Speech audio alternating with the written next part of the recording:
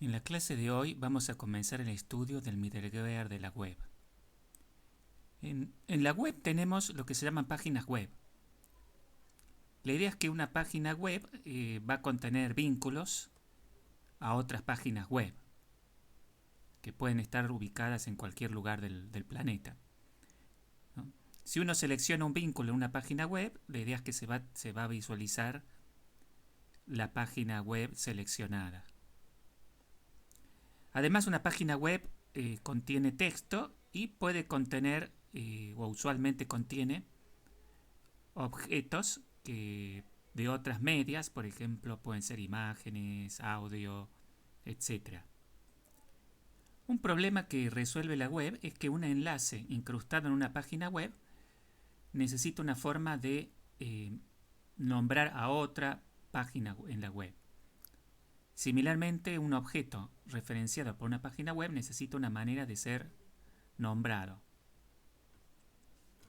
Entonces, el significado de este problema es que necesitamos poder identificar unívocamente páginas u objetos, páginas web o objetos. Entonces uno puede pensar en alguna forma de hacer esa identificación. Y bueno, una idea es que tanto las páginas web como los objetos son archivos. Por lo tanto, van a tener, los archivos tienen un camino y un nombre, un camino para la ubicación en disco y un nombre. Y como las páginas web pueden estar van a estar en máquinas ubicados a lo largo del globo, podríamos pensar en la idea de que para referirnos a una página web o a un objeto tenemos un IP de la máquina donde se encuentra, más un camino, más un nombre de archivo. Esta idea no funciona bien porque ¿qué pasa si cambiamos la página de máquina? O se va a cambiar el IP. O sea, lo mismo si cambiamos un objeto de máquina, va a cambiar el IP. Y eso es costoso, ¿no? Si cambia un IP, vamos a tener que cambiar todos los vínculos a archivos que usen ese IP en todas las páginas que hay en la web. Y eso va a ser costoso y pesado de realizar. Hay una solución mucho mejor que es la adoptada por la web, que es usar nombres de dominios fijos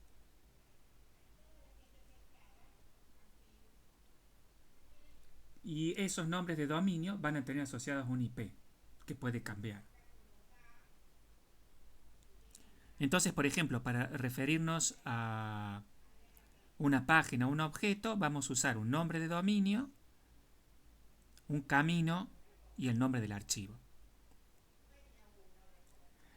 La ventaja de ese enfoque es que si cambia el IP de una máquina, el nombre de dominio no va a cambiar, entonces solo va a haber que cambiar la asociación entre el nombre de dominio y el IP. Eso va a ser mucho más económico que tener que cambiar el IP en todos los enlaces que se refieren a objetos o páginas de esa máquina. Entonces, resumiendo, la solución que usa la web es utilizar páginas u objetos nombrados utilizando lo que se llama URL. URL es un localizador uniforme de recursos. Entonces un URL va a contener las siguientes partes. El nombre del protocolo, bueno, como estamos en la web, el nombre del protocolo se llama HTTP, Hypertext Transport Protocol. Luego viene el nombre de host o el nombre de dominio del host. Por ejemplo, acá en el ejemplo es www.samschool.edu. Luego viene un camino, samdept, y después el nombre del archivo, pict.gif. En este caso es un objeto, digamos, es una imagen de baja resolución, de .gif. Ahora vamos a estudiar un poquito sobre navegadores o browsers, también llamados browsers. Entonces, para poder ver páginas web, se utilizan los llamados navegadores o browsers. Por ejemplo, bueno, ustedes conocen, por ejemplo, el Google Chrome, el Firefox, el Internet Explorer, todos esos son ejemplos de browsers que se usan para poder ver páginas web o para poder seleccionar también enlaces en páginas web y acceder a las páginas de esos enlaces. ¿Cómo funciona? ¿Cómo es el funcionamiento de un browser? La idea es que uno pide una página o un objeto a un servidor web. Ese pedido viaja como un mensaje que se llama pedido HTTP al servidor web. Y el servidor web va a buscar esa página o ese objeto y en su sistema de archivos y lo va a retornar en lo que se llama una respuesta HTTP. Bueno, la idea es que la respuesta HTTP va a llegar a la máquina que contiene el navegador web y el navegador web va a mostrar la página recibida en pantalla. Para definir o editar una página web hace falta un lenguaje, tener un lenguaje para esa finalidad. Un archivo en ese lenguaje para una página web necesita ser interpretado para poder ser mostrado en pantalla. Entonces, la interpretación de archivos de páginas para ser mostrados en pantalla es otra de las funciones de un navegador. Entonces, para poder desplegar una página, el navegador tiene que entender su formato. Y la solución que utiliza la web es que los navegadores entiendan las páginas web y estas están escritas en un lenguaje especial llamado HTML. Más adelante vamos a ver un poquito de HTML. Ahora vemos algunos conceptos adicionales que son útiles. Uno de ellos es el de sitio web. Un sitio web va a ser un conjunto de páginas web relacionadas que van a estar ubicadas bajo un único nombre de dominio, o sea, bajo un mismo host, y van a ser publicadas por lo menos por un servidor web. Y las páginas de un sitio generalmente pueden ser producidas por una organización o un individuo. Una página de inicio, también en inglés llamada homepage, de un sitio web, va a ser una página de entrada al sitio web, que va a ser usada como guía para ir hacia las páginas que contienen la información necesaria, la información del sitio web. Entonces, la página de inicio suele ser la página que se carga por default cuando el navegador accede a un sitio. Ustedes deben haber visto en la práctica que para acceder a un sitio es muy común que uno escriba HTTP, el nombre del dominio y nada más. Y con eso se va a acceder a la página de inicio del sitio. Ahora hablamos un poquito sobre cómo es la comunicación entre el browser o navegador y el servidor web. Se asume que se entra en un sitio web. Por ejemplo, podemos pensar que escribimos el URL en el campo del navegador para ir a la página de inicio. Entonces, una vez que se hace eso, bueno, lo que va a hacer el browser va a iniciar una conexión TCP con el servidor web utilizando el puerto 80. El puerto 80 es el puerto en el que suelen escuchar los servidores web. el servidor web va a aceptar la conexión TCP del cliente y a continuación se van a mandar mensajes HTTP, o sea que son mensajes del protocolo de la web, y esos mensajes HTTP se van a intercambiar entre el browser y el servidor web. La idea es que primero se hace un pedido HTTP para pedir la página de inicio del sitio, y luego se van a pedir los objetos asociados a esa página de inicio. Luego, si uno selecciona un enlace en la página de inicio, se va a hacer un pedido HTTP de la página del enlace, y luego mensajes HTTP se van a utilizar para recibir la página del enlace seleccionado y los objetos a los que haga referencia esa página. Bueno, una vez que los mensajes HTTP se han realizado, la conexión TCP se cierra. Acá hay un detalle del cual no se habla, que es cómo se sabe con qué máquina se va a iniciar la conexión TCP. Lo único que tiene uno es un URL. Entonces tiene que haber alguna manera de traducir el URL es una dirección IP del servidor web que está escuchando en el puerto 80. Bueno, para hacer eso existen lo que se llaman servidores DNS que convierten nombres de dominio o nombres de host a IPs. Entonces uno podría decir que antes de que se inicie la conexión TCP se va a averiguar el IP haciendo un pedido a un servidor DNS, un servidor de nombre de dominio. Un detalle importante de HTTP es que HTTP no se preocupa de mantener información acerca de pedidos del pasado del cliente. O sea, no se preocupa de manejar el estado de la aplicación o estado de sesión. Cómo mantener información de estado, vamos a verlo más adelante, mediante el uso de un estándar llamado los cookies. Bueno, cuando se hace un pedido HTTP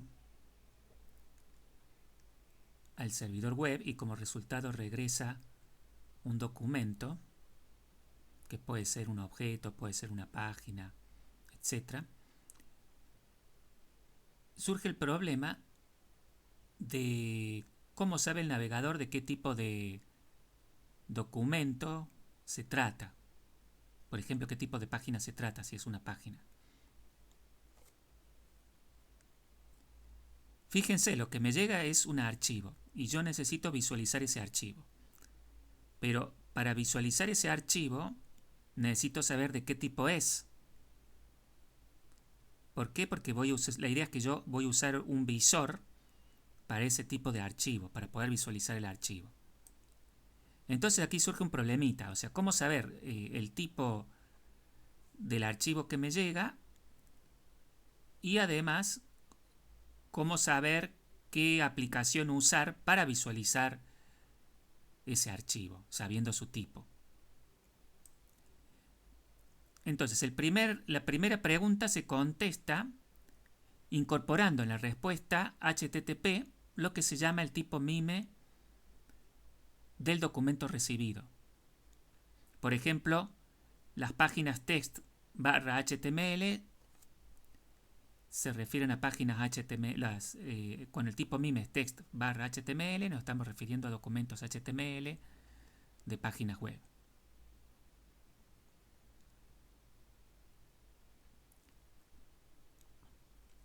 El navegador tiene algunos tipos MIMEs integrados, quiere decir que si sabe el tipo del documento, lo despliega inmediatamente, porque están integrados el despliegue de esos documentos está integrado en el navegador. Pero puede ser que el tipo MIME no esté integrado, no sea de los integrados o soportados por el navegador. Entonces aquí viene la respuesta a la segunda pregunta.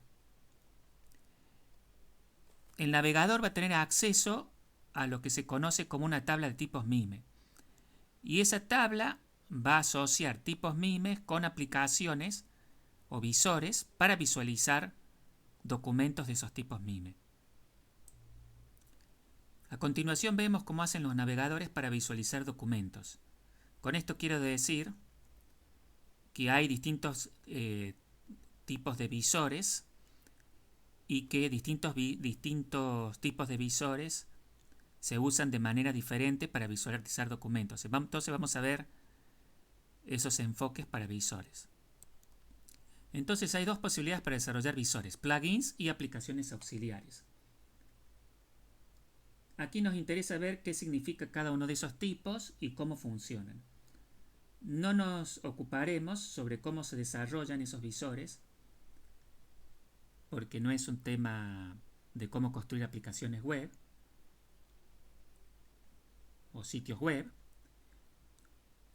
Y además porque solo seremos usuarios de estos visores, nada más, no desarrollar, y no los vamos a desarrollar. Entonces comenzamos primero viendo los plugins o conectores, que son módulos de código. Un plugin ejecuta dentro del browser, dentro del proceso del browser,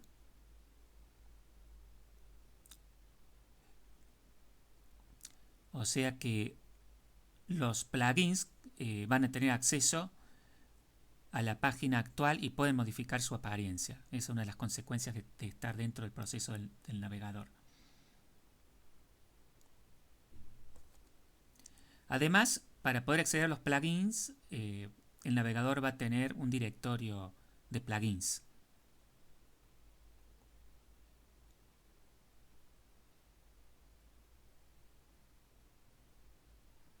Ejemplos típicos de plugins son Flash Player, QuickTime Player, etc. Un plugin tiene lo que se llama interfaz del plugin, que son procedimientos que todos los plugins ofrecen para que el navegador, por ejemplo, pueda llamarlos. A su vez, existe lo que se llama interfaz del navegador,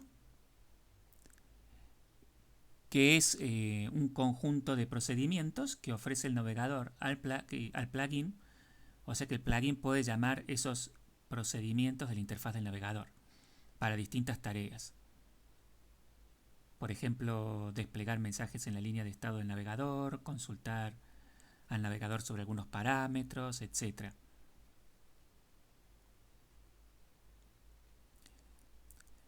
Entonces la idea es que una vez que se ejecuta un plugin y ha completado su trabajo, se lo puede eliminar de la memoria del navegador. Ahora vemos el otro tipo de visores que se llaman aplicaciones auxiliares. Las aplicaciones auxiliares se ejecutan como un proceso separado del proceso del navegador y suelen aceptar un nombre de archivo a visualizar, y esas aplicaciones auxiliares se supone que van a abrir y mostrar en pantalla ese archivo. Un ejemplo de aplicación auxiliar es aquella que permite visualizar archivos PDF. Entonces ya hablamos un poco sobre los navegadores y ahora vamos a pasar a hablar sobre los servidores web. La idea de un servidor web es que se le van a hacer pedidos de páginas o objetos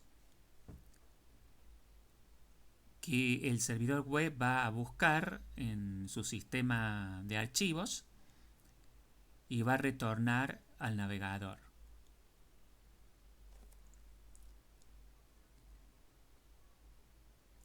Entonces, un servidor web, podemos pensar que tiene un sistema de archivos y en ese sistema de archivos tiene páginas web, tiene objetos referenciados por páginas web, pero también tiene programas que generan páginas web. O sea, la idea es que un servidor web puede tener programas que son usados para construir páginas web a partir de ciertos parámetros de input. Más adelante vamos a ver cómo construir este tipo de programas. En particular veremos cómo se lo hace usando el lenguaje PHP. Entonces tenemos que a un servidor web se le piden páginas web o objetos que son retornados, o se le pide que se ejecute un programa que va a retornar una página web. El problema es que cuando uno pide páginas web o objetos referenciados por páginas web es que cada solicitud va a necesitar un acceso al disco para obtener el archivo correspondiente. O sea que esa es la idea, la primera idea que a todos se nos ocurre, acceder al sistema de archivos del servidor web para buscar en disco los archivos pedidos. Pero esto es ineficiente. ¿Por qué? Porque la misma página puede ser pedida varias veces. Una solución a este problema es tener una memoria caché donde se guardan las páginas que son accedidas más frecuentemente. De modo que si una página se accede muchas veces, frecuentemente, uno no necesita buscarla en disco cada vez, sino que la primera vez puede buscarla en disco cuando no está en la caché y después puede buscarla en la caché. Entonces, asumiendo que el servidor web tiene una caché y tiene acceso al disco también, hasta ahora solamente hemos considerado que el servidor web es sencillo, o sea que tiene la forma de un proceso con un solo hilo de ejecución que recibe pedidos de páginas u objetos y los busca y los retorna. Entonces surge la pregunta si se puede hacer más eficiente al servidor web. La respuesta es sí, y para ello podemos usar una arquitectura de servidor web donde hay un módulo frontend que se comunica con K módulos de procesamiento. La idea es que cada módulo de procesamiento es un thread, es un hilo de ejecución. La idea es que los módulos de procesamiento tienen accesos a la caché y a uno o más discos.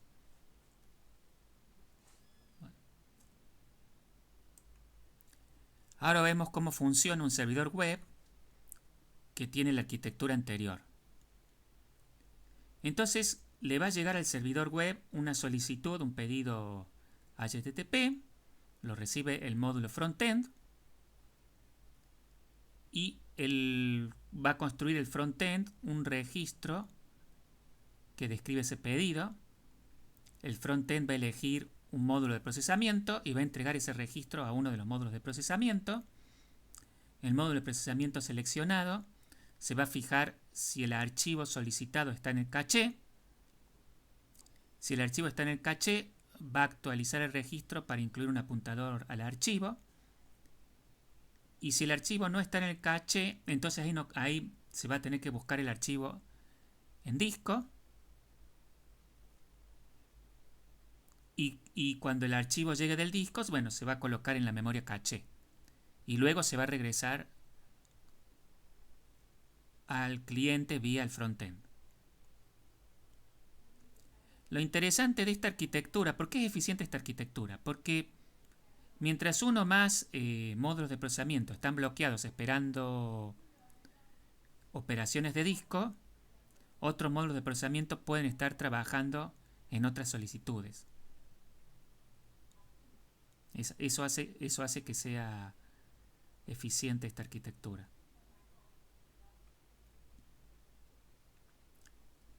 Y además conviene tener múltiples discos, además, porque así más de un disco puede estar ocupado al mismo tiempo por diferentes módulos de procesamiento. Eso hace explotar más todavía la concurrencia. Entonces ahora vemos un poquito más en detalle cómo funciona un módulo de procesamiento. Primero va a resolver el nombre de la página web solicitada. ¿Qué queremos decir con esto? Que no siempre se va a solicitar un URL completo con todos los campos, con toda la información que haga falta.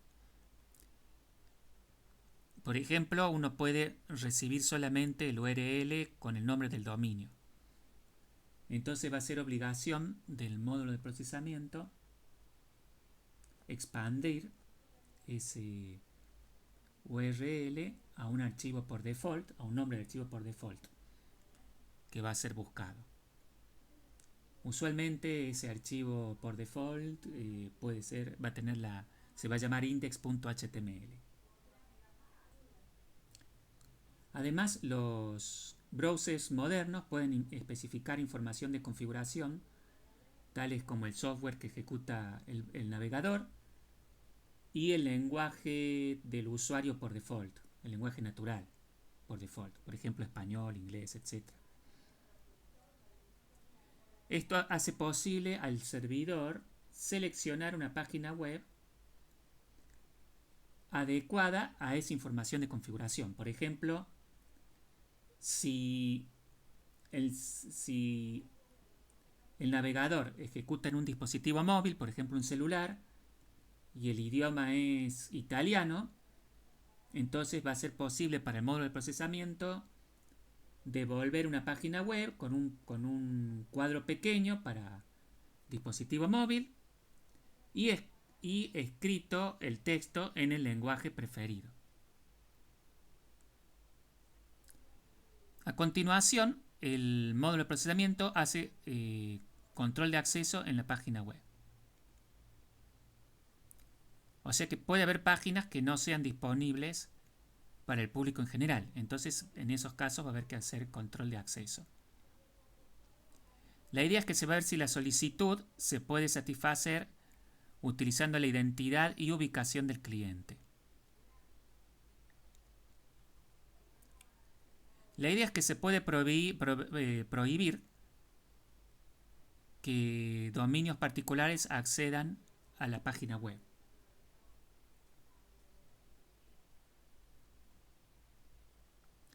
Entonces, bueno, surge una pregunta, ¿cómo se hace para definir restricciones de acceso?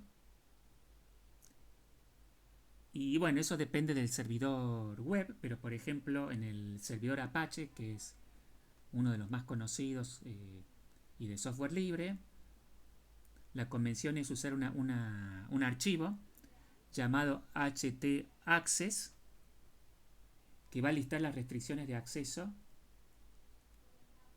en el directorio donde la página restringida está localizada. A continuación, el módulo de procesamiento va a buscar el archivo en memoria, el archivo solicitado en memoria caché,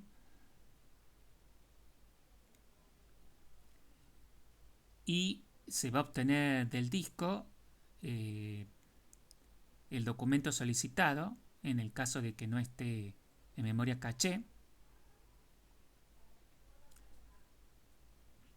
En el caso de que lo que se solicita es un programa que genera una página web, se va a ejecutar ese programa para construir la página web. A continuación, se va a determinar el tipo MIME del documento que se va a retornar como respuesta al navegador. ¿Cómo determinar el tipo MIME? Bueno, la idea es que va a ser un algoritmo que va a usar algunas de las siguientes ideas. Por ejemplo, fijarse en la extensión del archivo. O fijarse en las primeras palabras del documento. Muchas veces ahí contiene la información de qué tipo de archivo se trata. Bueno, y puede ser también usar algunas otras ideas. A continuación, se va a regresar la respuesta al cliente, al que hizo el pedido. Y por último, se realiza una entrada en el registro del servidor de la operación realizada.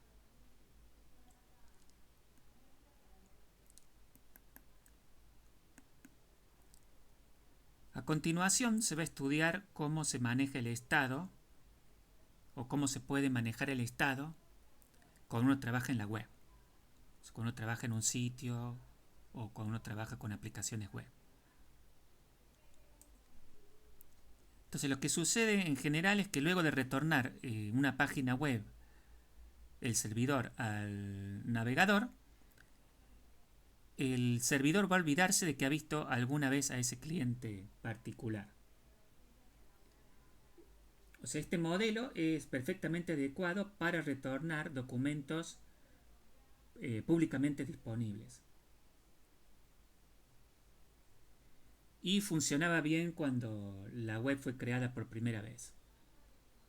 Sin embargo, esta idea dejó de ser adecuada y no es adecuada cuando retornar diferentes páginas a diferentes usuarios depende de lo que han hecho con el servidor en el pasado.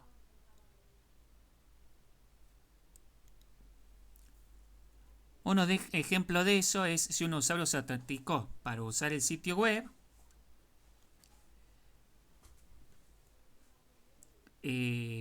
y después ese usuario pide alguna página, ¿cómo va a recordar el servidor web que es un usuario autenticado? Eso es necesario, porque no cualquiera puede acceder a cualquier página. Otro ejemplo es en un sitio de comercio electrónico. Si un usuario navega por los productos del comercio y va colocando artículos en el carrito de compras,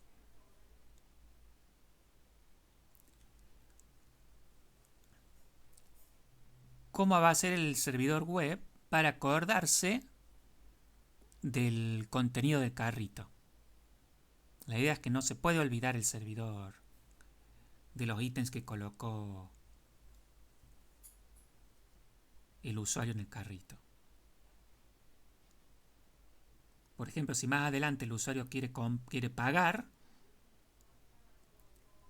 los ítems del carrito, el servidor va a necesitar recordar esa información de estado.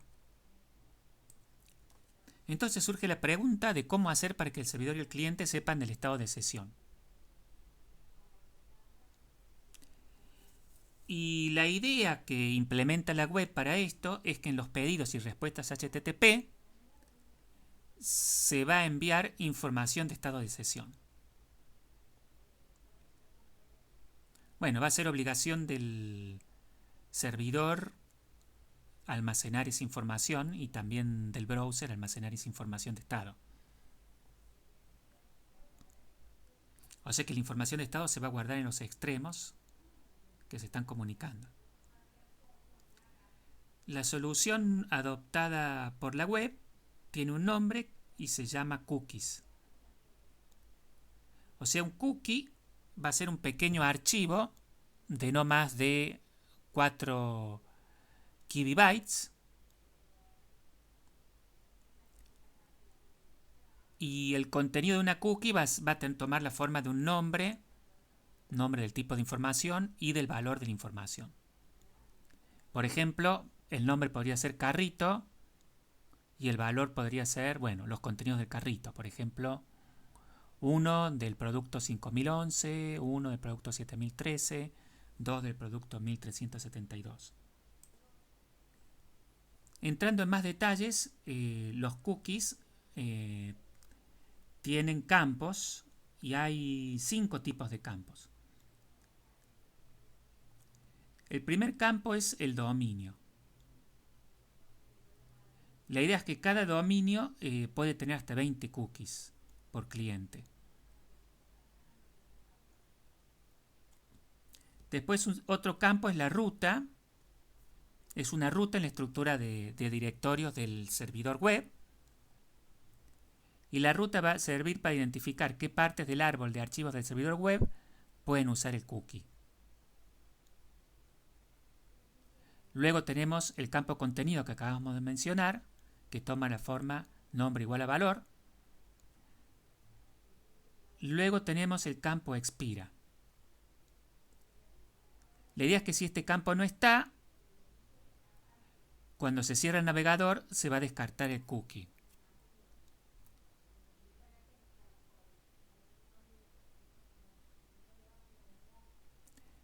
Pero si se proporciona una hora y una fecha, se va a mantener la cookie hasta que expire ese horario fijado en expira. La idea es que cuando expire, cuando el horario haya expirado, se remueve la cookie. Luego tenemos un campo seguro que sirve para indicar que el navegador solo puede retornar la cookie a un servidor usando un protocolo de transporte seguro, por ejemplo SSL, TLS, bueno. Esto se suele usar en aplicaciones que requieren seguridad, por ejemplo bancarias, de comercio electrónico, etc. Aquí tenemos algunos ejemplos de cookies, por ejemplo Tom's Casino, el dominio es tomscasino.com y guardamos el identificador del cliente y tiene este horario de expiración y el campo seguro está fijado en sí.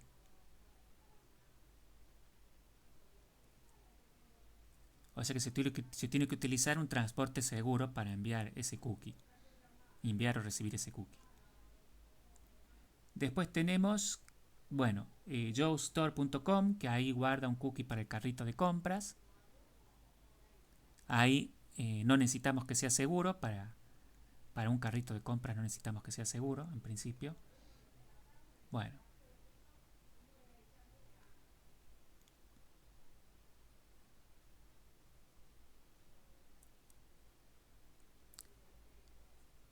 Entonces, una forma de eliminar una cookie del disco duro del cliente, recuerden que el navegador va a tener un directorio de cookies, entonces para eliminar una cookie del directorio de cookies del navegador, basta con que el servidor envíe la cookie al cliente, pero con una fecha caducada. Con eso es suficiente. Entonces, con solamente enviar y recibir cookies no alcanza, es necesario almacenarlas. Entonces, ya dijimos que en el navegador tenemos un directorio de cookies. Ahí va poniendo el navegador las cookies. Sin embargo, no se define un mecanismo para almacenar las cookies del lado del servidor. Ahí se va a tener que decidir cómo se guardan las cookies del lado del servidor web, del lado del servidor, y una idea es guardar la información en una base de datos. Una idea que muchas veces se adopta es esa. Bueno, ¿cómo se comunican cookies al cliente? La idea es que el servidor web puede crear cookies. O sea, la idea es que cuando se solicita una página web, el cliente solicita la página al servidor. En ese momento, el servidor puede proporcionar una cookie junto con la página solicitada.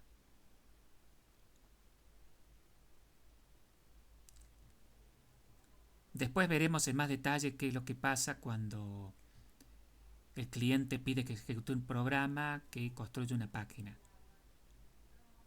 Porque ese programa también puede construir cookies y retornarlas al cliente. Entonces, ahora surge la pregunta de cómo se comunican cookies al servidor web. Entonces, la idea es que antes que un navegador solicite una página a un sitio web, va a verificar su directorio de cookies para ver si el nombre de dominio al que está solicitando la página tiene asociadas algunas cookies. En ese caso, todas esas cookies para ese dominio se van a incluir en el mensaje del pedido HTTP. Entonces el servidor web va a obtener las cookies y las va a poder procesar de la forma que desee. A continuación vamos a estudiar el protocolo de comunicación HTTP. Hasta aquí solamente hemos visto ideas muy gruesas sobre este protocolo, pero ahora vamos a estudiarlo en detalle. Entonces la idea es que se necesita tener un protocolo para la web.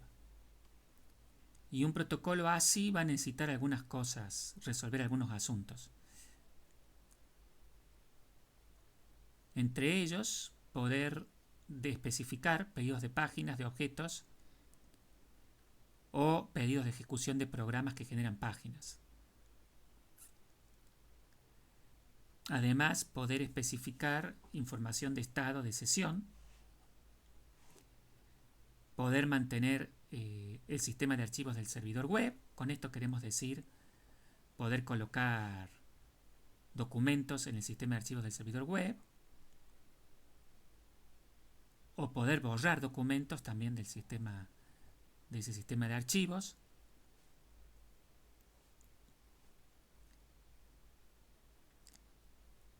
También poder recibir páginas, o sea que el browser pueda recibir páginas, incluyendo la descripción del tipo MIME del documento.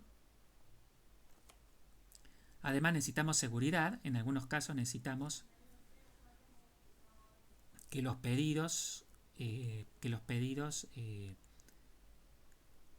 o respuestas del servidor, o sea, los pedidos del cliente o las respuestas del servidor estén encriptados por motivos de seguridad, para que no cualquiera pueda leer esos mensajes. Además, necesitamos, cuando no se puede responder un pedido de documento, un feedback adecuado. Ustedes deben haber visto muchas veces cuando usan un navegador que no puede retornar una página, le da un mensaje de que la página no ha sido encontrada, o cuando un servidor no puede responder un pedido por algún motivo, muchas veces un mensaje del tipo que intente más tarde, cosas como esas. Esos son ejemplos de feedback adecuado. Bueno, y además necesitamos que la comunicación sea confiable, o sea, que los pedidos lleguen y que los pedidos al servidor lleguen y que las respuestas del servidor se reciban.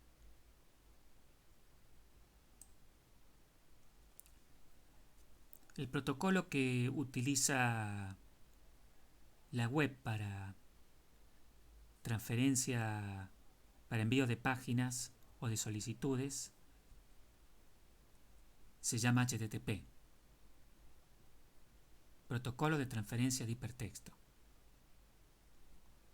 La palabra hipertexto es porque las páginas tienen enlaces a otras páginas, por eso se usa la palabra hipertexto. Entonces HTTP, ya lo habíamos dicho, transfiere páginas de servidores web a navegadores y manda pedidos de navegadores a servidores web. También dijimos que HTTP tiene dos tipos de mensajes: pedidos HTTP de navegador a servidor web y respuestas HTTP del servidor web al navegador web. Considerando la evolución de HTTP, hay dos tipos de HTTP: HTTP no persistente y HTTP persistente. Al comienzo se tenía lo que se llama HTTP no persistente, que la regla es la siguiente, que por cada conexión TCP se manda a lo más un objeto y luego se cierra esa conexión TCP.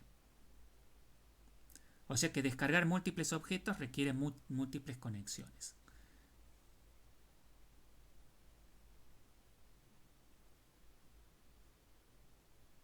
Por ejemplo, si se hizo un pedido, por ejemplo, si se quiere hacer un pedido de una página completa y recibir una página completa, entonces primero uno abre una conexión, hace el pedido de página, recibe la página, cierra la conexión.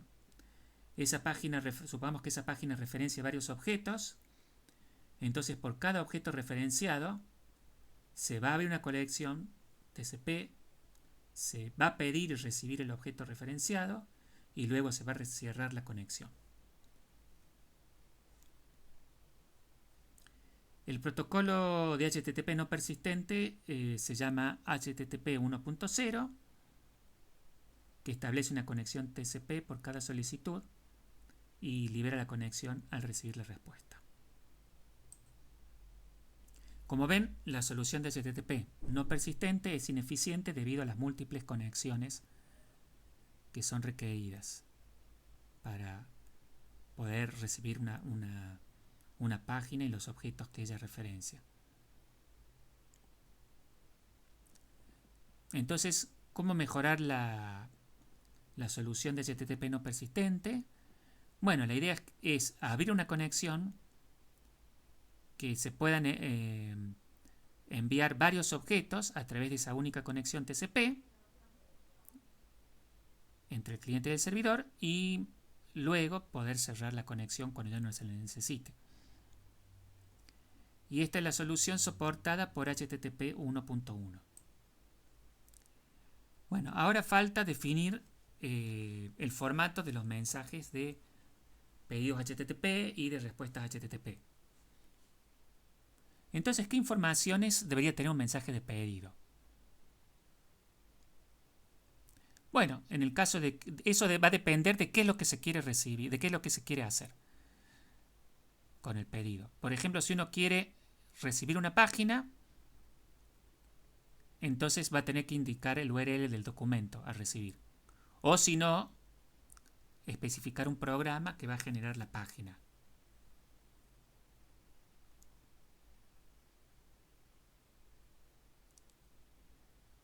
También hay que especificar el tipo de acción que se quiere hacer en el sistema de archivos del servidor. Por ejemplo, si uno quiere agregar páginas, agregar documentos o borrar documentos, que pueden ser páginas.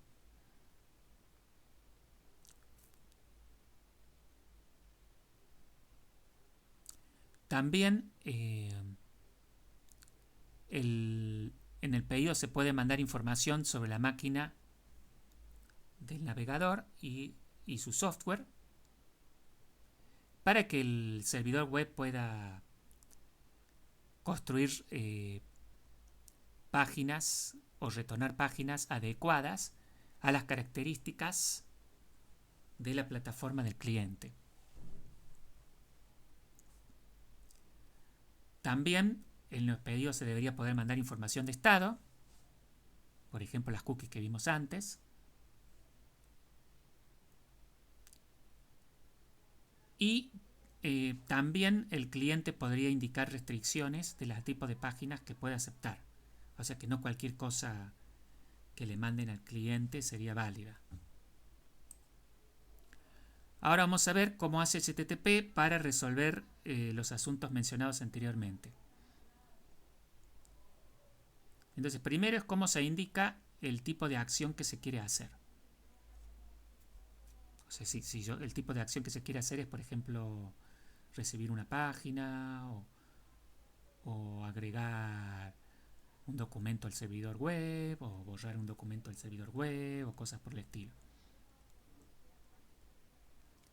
Entonces, lo que hace HTTP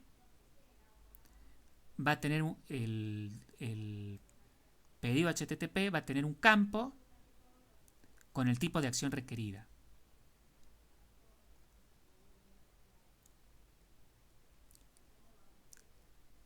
El tipo de la acción requerida es lo que se llama método solicitado. Entonces HTTP tiene varios métodos para el pedido. Por ejemplo, GET, que se utiliza para pedir para la lectura de una página web. Head, que se utiliza para ver el encabezado. Bueno, ya vamos a ver qué es eso, ver el encabezado del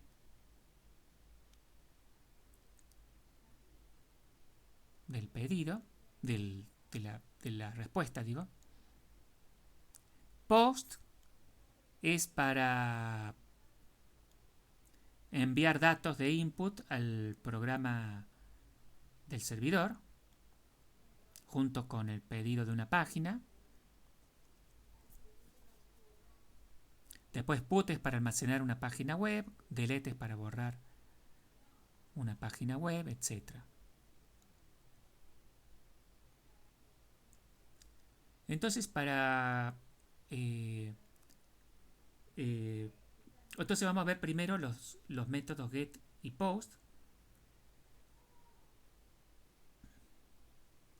O sea que la idea es que,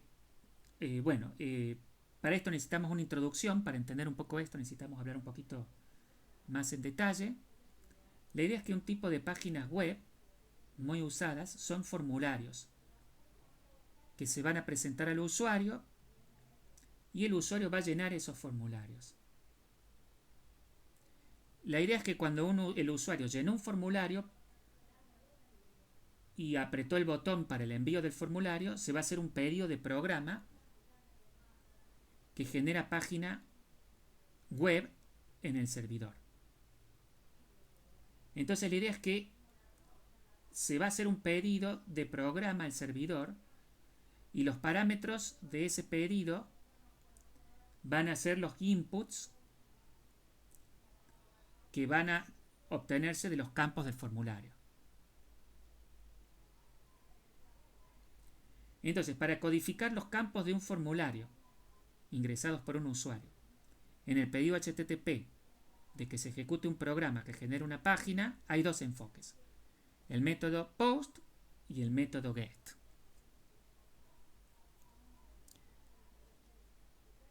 Entonces, en el método post, la página web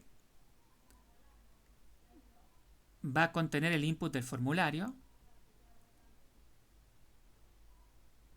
y la página, el input del formulario se va a colocar en un campo especial del pedido HTTP llamado cuerpo de la entidad. Es un campo donde uno coloca los valores ingresados en el formulario. El método get funciona diferente. Ese método va a utilizar el URL para codificar los valores ingresados en el formulario. O sea que el URL, además de tener los campos mencionados, que eran nombre de dominio, camino, nombre de archivo, va a tener nombre de archivo de programa, va a contener los parámetros ingresados en el formulario. Entonces uno va a utilizar una interrogación para separar el nombre del programa del nombre de los parámetros. Y va a separar los diferentes parámetros con el ampersand. Por ejemplo, tenemos nombre de dominio somesite.com, el nombre del programa va a ser Animal Search y los parámetros van a ser monkeys y banana. Bueno, el método put, la idea es que va a subir en el campo cuerpo de la entidad del pedido HTTP, o se va a colocar en ese campo, va a colocar el archivo a ser ingresado en el servidor web. Y para indicar en dónde ingresar en el servidor web ese archivo, va a especificar un camino en el URL del pedido HTTP. Luego, el método delete es para borrar un archivo especificado. Y ese archivo va a ser especificado en el URL del pedido HTTP. Otro problema a resolver con los mensajes de pedido HTTP es que se necesita especificar información diversa. Y ya hablamos un poco de esto. Por ejemplo, información sobre la máquina donde ejecuta el navegador y sobre el software del navegador, o sea, qué tipo de navegador es. También se puede mandar información de estado de sesión. Y también se pueden poner restricciones del tipo de páginas que van a ser recibidas para no recibir cualquier cosa. Entonces, ¿cómo especificar todo este tipo de información diversa? Bueno, la solución implementada por HTTP es utilizar lo que se llaman encabezados de pedido, que son pares, nombre de encabezado y valor. Entonces, en el nombre de encabezado hablamos del tipo de información a enviar y el valor vendría a ser el valor, o sea, vendría a ser la información específica. Ahora estamos en condiciones de ver la estructura de un pedido HTTP. Entonces, el pedido HTTP va a comenzar primero con el método, que fueron los métodos que mencionamos: get, post, put, delete, etc. Bueno, después va a venir el URL. Por ejemplo, si se está pidiendo una página, el URL de la página solicitada. O si se quiere ejecutar un programa que genere una página, bueno, va a contener el nombre del programa, además del nombre de dominio. La versión de HTTP, ya dijimos que había distintas versiones, 1.0, 1.1, etc.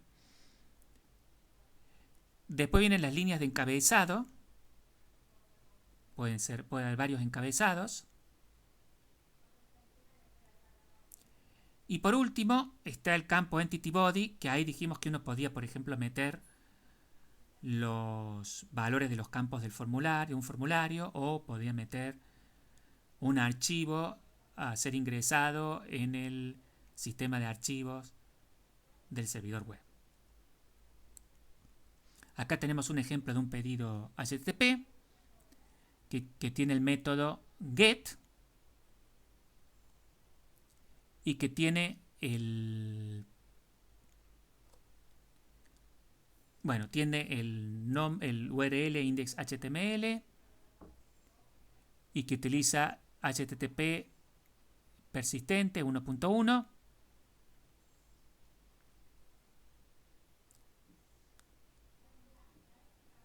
Bueno, habla sobre, por ejemplo, la información del navegador, User Agent, que es un Firefox versión 3.6.10.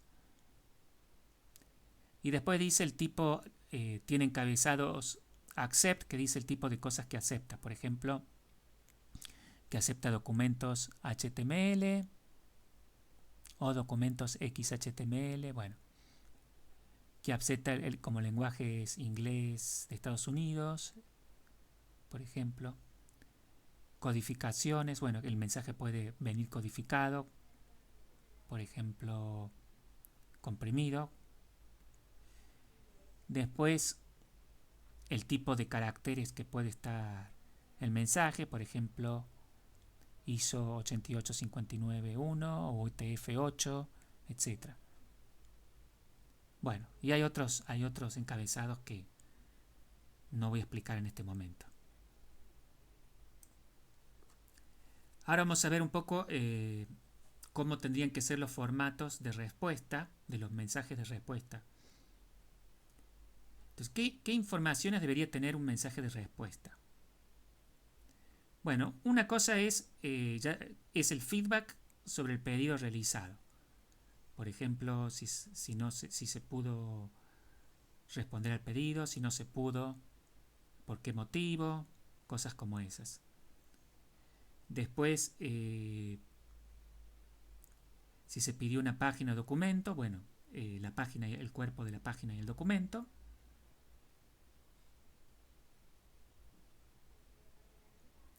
También dijimos que el navegador necesita saber el tipo MIME del documento, entonces tenemos que darle información sobre el tipo del documento enviado.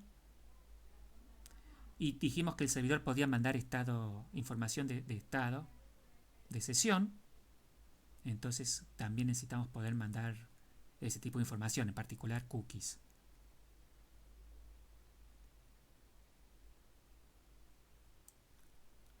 Entonces HTTP tiene una forma particular de dar feedback sobre el pedido recibido y la solución que usa es usar un código y un mensaje.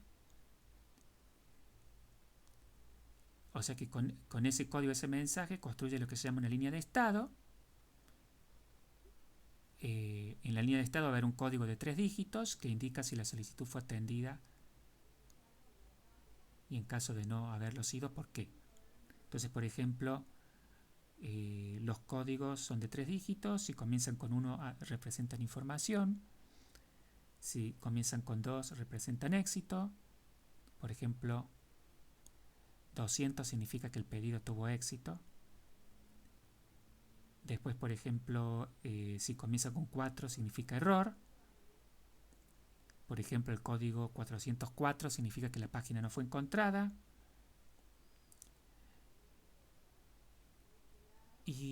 O sea que ese es un error del tipo del cliente cuando comienza con 4. Y si el código comienza con 5 es un error del servidor. Por ejemplo, si es 503, que se intente más tarde nuevamente, etc. Entonces surge el problema de cómo hace HTTP para mandar información diversa. Dijimos que podía ser del tipo del documento enviado, o sea, el tipo MIME, o sobre estado de sesión, etc. Y acá se hace lo mismo que se hacía en el caso de los pedidos HTTP. Se van a usar encabezados de respuesta, que son pares, nombre de encabezado y valor. O sea que la idea de solución es la misma que para los pedidos HTTP. Entonces, resumiendo lo que acabamos de ver. Las partes de una respuesta HTTP van a ser una línea de estado, el código y el mensaje de estado, el encabezado, uno más encabezados de respuesta, y luego vienen los datos, que vendría a ser, por ejemplo, un archivo, que puede ser, por ejemplo, un archivo HTML o un archivo para un objeto pedido. Entonces, aquí tenemos un ejemplo de un pedido, de una respuesta HTTP. Entonces, por ejemplo, tenemos un código de éxito 200, que significa que el pedido de la página se pudo resolver. Y después tenemos varios encabezados. Por ejemplo, server nos da las características de la máquina del servidor. Acá en este caso tenemos un Apache versión 1.3.20. Es una máquina Unix. Bueno, el documento que está enviando fue modificado por última vez el 11 de septiembre del 2000.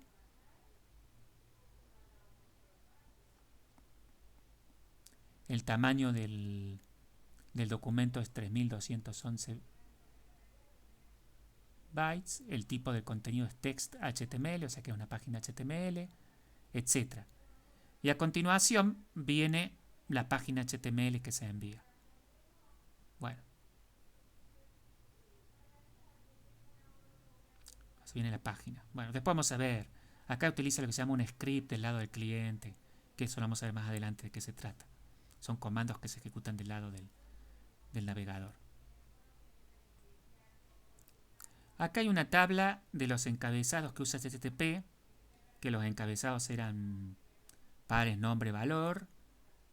Entonces tenemos, en la primera columna tenemos los nombres de los encabezados más comunes que se usan en HTTP, el tipo, si son de pedido o de respuesta, o si se pueden usar tanto en pedido como respuesta. Y después en la tercera columna explica para qué se usa cada encabezado. Yo les aconsejo que se estudien esta tablita, porque pueden entrar ejercicios en la práctica o en alguna parcial o examen sobre estos encabezados. Entonces, con esto damos por terminada esta clase. Pueden comenzar a hacer los ejercicios de la práctica sobre estos temas que han sido cubiertos en esta clase.